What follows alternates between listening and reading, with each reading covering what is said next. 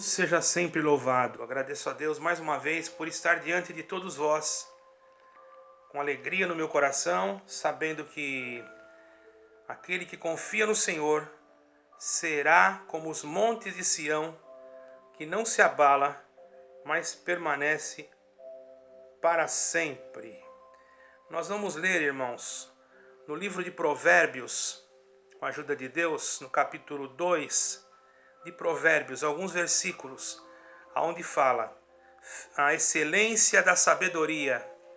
Filho meu, se aceitares as minhas palavras, esconderes contigo os meus mandamentos, para fazeres atento à sabedoria ao teu ouvido, e para inclinares o teu coração ao entendimento, e se clamares por entendimento e por inteligência, e alçares a tua voz, se como prata buscares, e como tesouro escondido procurares, então entenderás o temor do Senhor, e acharás o conhecimento de Deus.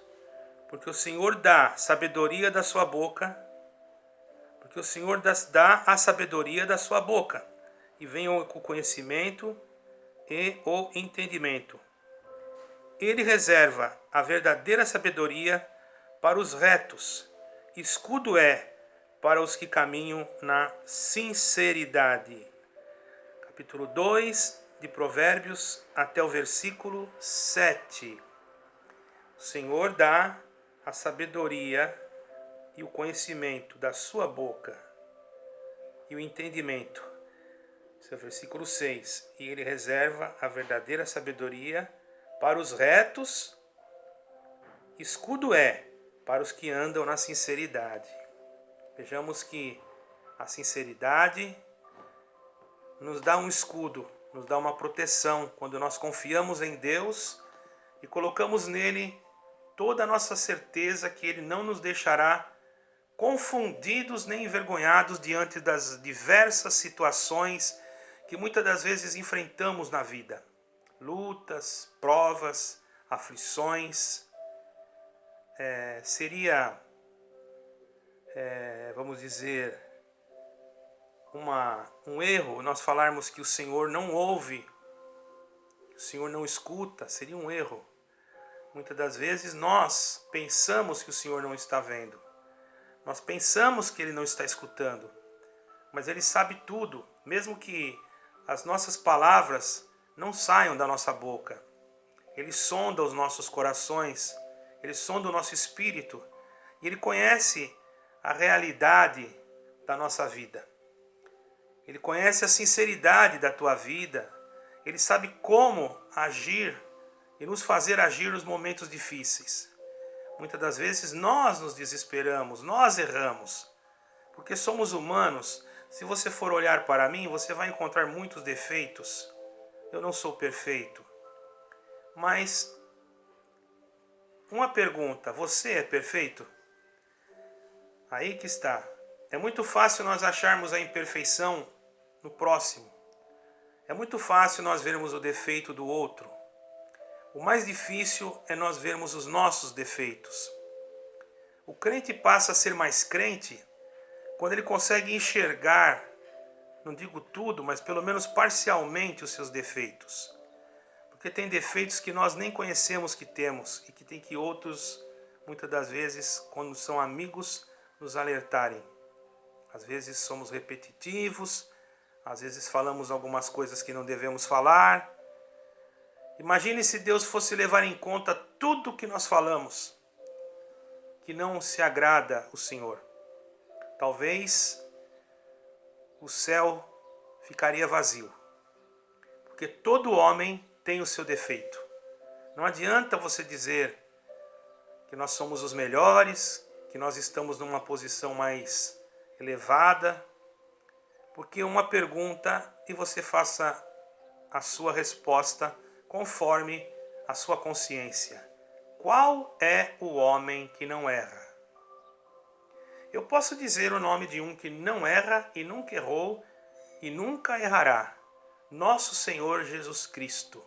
O único homem que eu sei que é o verdadeiro homem, tenho certeza, o verdadeiro Deus, que nunca errou e nunca errará.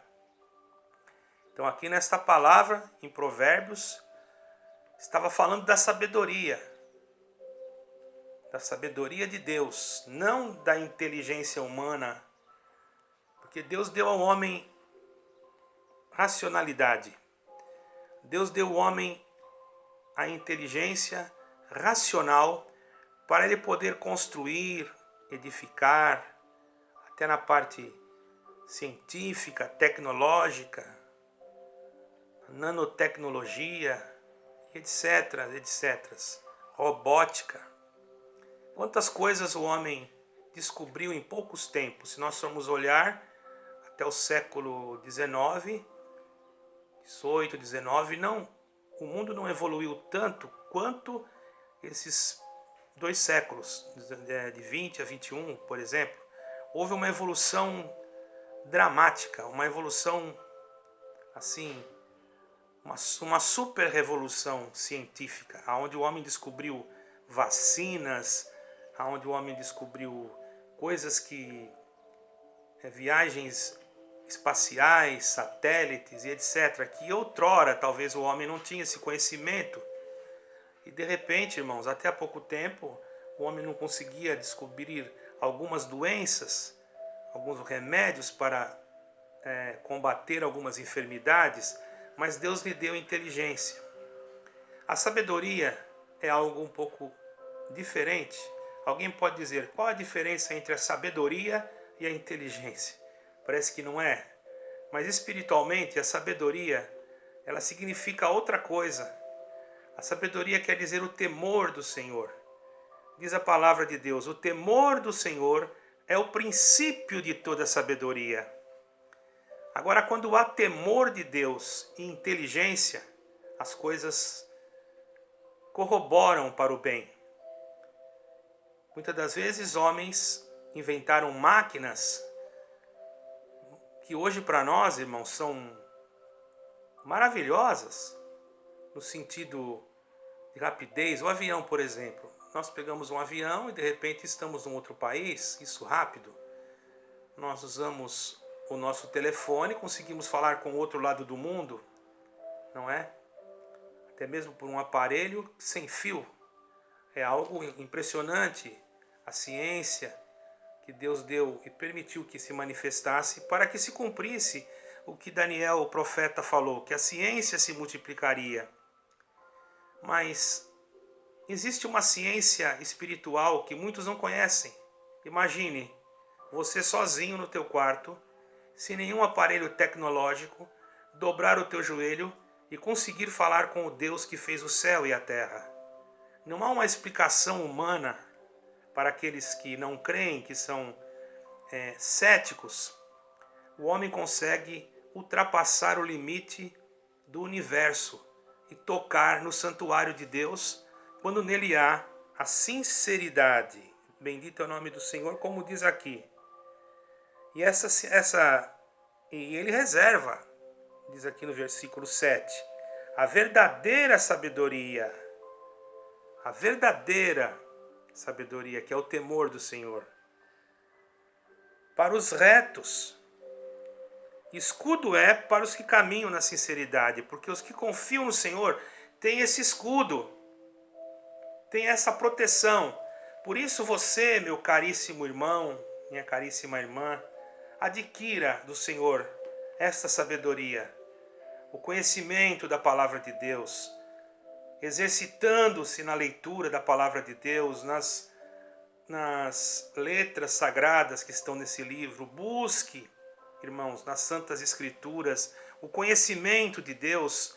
Procure estar sempre atento àquilo que você muitas das vezes não entende. Busque de todas as formas, não que você vai ser um fanático, mas ore a Deus, clame, peça, medite, porque a tua mente ela será renovada. Muitas das vezes quando vem a prova, nós também nos desesperamos. Pensa que nós não nos desesperamos? Pensa que nós também não ficamos ansiosos? Porque não somos perfeitos. Por isso ainda estamos nesse tabernáculo de carne. Mas procuramos a cada dia na medida da preparação de Deus, porque a nossa força, ela é incapaz de nos manter em pé. Se nós formos olhar no Evangelho, nós vamos ver que Pedro, uma determinada vez, quando o Senhor falou que ia ser levado para ser morto, Pedro disse: não, Senhor, eu irei contigo até a morte. Era Pedro, era um apóstolo, muito respeitado, irmãos, e digno de ser respeitado, o apóstolo São Pedro. Era um homem de Deus, que andava com o Senhor. Nós não adoramos a Pedro, mas sabemos que ele era um homem de Deus. Quantas epístolas ele e os outros escreveram, evangelhos, Paulo, um homem que foi muito sábio, não é? Mas quando Pedro falou aquilo, ele errou. Não foi por culpa dele, foi por causa da abertura da sua própria carne. Quem que não queria morrer pelo Senhor? É claro que todos ali talvez tivessem esse desejo de não deixar o Senhor partir daquela forma. Mas era projeto de Deus e ninguém pode ir contra um plano de Deus. E naquele momento não era Pedro. Na abertura da consciência de Pedro para uma janela, para uma porta, vamos dizer assim, uma gavetinha que tem lá no cérebro, que abriu, o adversário aproveitou e falou na boca de Pedro: ainda que eu não vou deixar que tu morra. O Senhor não respondeu para Pedro, porque o Senhor sabia que não era Pedro naquele momento falando, porque o Senhor conhece quando somos nós e quando é o nosso próprio inimigo. Pedro era um apóstolo, você pode dizer, mas como Deus permitiu que o inimigo falasse na boca de Pedro, irmãos? Tem coisas que são mistérios, nós não podemos delimitar ou colocar limites nos mistérios de Deus. O Senhor olhou para Pedro e disse: para trás de mim, Satanás, que me serve de escândalo. Imagine a vergonha que Pedro passou, irmão. Porque para quem não estava espiritualmente naquele momento preparado, poderia até pensar que Pedro, glória ao nome santo do Senhor, estava possuído de um espírito. Mas nós compreendemos, irmãos, que os irmãos que estavam ali, todos eles sabiam e entenderam depois que não era Pedro. E que o Senhor não falou aquilo se dirigindo a Pedro, porque o Senhor amava Pedro. Às vezes o Senhor nos repreende, nos exorta, mas não é que Ele quer ver nós numa situação difícil. Às vezes Ele permite que nós façamos alguma coisa que não dá certo, mas não é porque Ele não está nos guiando. É porque Ele está nos ensinando, irmãos. Alguém fala assim: aquele irmão não estava guiado em fazer isso. Aquela irmã não estava guiada. Você não pode falar isso. Você só conhece o hoje, você não sabe o amanhã. Você não sabe que aquilo vai servir, vamos dizer assim, para a vida espiritual daquele irmão, para a vida espiritual de alguém. Tem coisas que nós não entendemos no momento que estamos passando, irmãos. Tem momentos que nós fazemos alguma coisa pensando que estamos acertando e acabamos errando. Vamos dizer: não foi Deus porque eu errei. De maneira nenhuma. Se Pedro não tivesse falado aquilo, irmãos, isso não estaria escrito. E se não estivesse escrito, nós não teríamos o que pregar a respeito disso. Se José não fosse vendido pelos seus irmãos, José lá do Egito, ele não seria governador. E se ele não fosse governador, o povo passaria fome. Irmãos, temos que ter espiritualidade, não olhar apenas com os olhos humanos, mas procurar que Deus nos empreste a retina da comunhão, para que nós possamos visualizar as coisas, não apenas na letra, não apenas no sentido literal, mas que nós possamos entender as coisas no sentido espiritual. Por que Daniel foi lançado na cova dos leões? Por que Sadraque, Mesaque e Abednego tiveram que cair no fogo? Por que Tiago teve que morrer à espada e Pedro teve que ser solto? Começamos a analisar e nós vamos ver que tudo isso é um contexto, tem uma ligação espiritual para que nós entendamos, irmãos, que nós apenas somos instrumentos de Deus e que cada um de nós já fomos formados para determinadas situações. Se você não entende isso, você não pode falar. Porque do momento que você julga, do momento que você fala, ah, aquele irmão estava sem guia, ah, aquela irmã estava sem guia, ah, esse irmão não tem guia. No momento em que você está julgando, você pode estar cometendo um grave erro, porque você não sabe o porquê. Talvez aquilo é, vamos dizer assim, uma parcela de uma conta que você tem que pagar para um dia entrar no céu. Ah, mas as minhas contas já foram todas pagas no Calvário. Não é bem assim, irmãos. O Senhor Jesus falou que nós temos que passar por alguns vitupérios. Para passar por vitupérios, tem que ser criada alguma situação. Para passar por uma batalha, tem que ter uma guerra. Para vencer uma enfermidade e dizer que está curado, tem que passar por ela. Ou você quer viver na tranquilidade, você acha que ser cristão é viver só na tranquilidade. Aí você está totalmente equivocado e você não é cristão. Não existe cristão que não sofreu. Não existe cristão que não passou nada ou que não tem experiência. O verdadeiro cristão, ele tem diversas experiências e muitas das vezes experiências amargas, que talvez ele não gostaria de ter. Mas quando terminar a jornada, lá no fim, ele vai entender que tudo aquilo que ele passou, tudo aquilo que ele enfrentou, toda aquela luta que ele teve, serviu para salvar a sua alma. Ou você prefere ficar aqui numa vida tranquila, arregalada de todas os benefícios e depois perder a tua alma? A vida aqui é muito passageira, irmãos. Ela passa muito rápido. Por isso aqui, no começo desse provérbio diz: filho meu, se aceitares as minhas palavras, esconderes contigo os meus mandamentos, quer dizer, esconder no nosso coração aquilo que nós para fazeres atento à sabedoria o teu ouvido, e para inclinares o teu coração ao entendimento, e se clamares, tem que clamar, não é só ficar esperando não, irmão.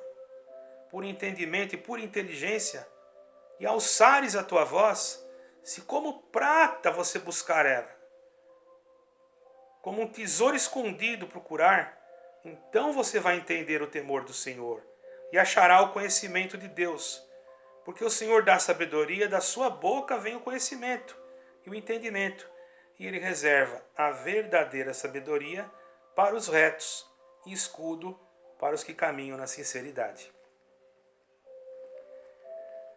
Se fosse para você ganhar uma fortuna, materialmente falando, você correria, talvez atravessaria o oceano. Mas para dar um abraço em alguém, tá difícil, não dá para mim lá dar um abraço. Para fazer um telefonema para alguém, para dizer eu te amo, é difícil. Vou gastar telefone. Para você colocar a mão no bolso para ajudar algum provado que você conhece na tua cidade, onde você mora, vai me fazer falta. Então, como você diz que tem o conhecimento de Deus e que tem a sabedoria de Deus, se você não faz nada, irmão, para ninguém? Você pensa apenas em si próprio. Cada um deve viver sua vida e cada um que se vire, você pensa.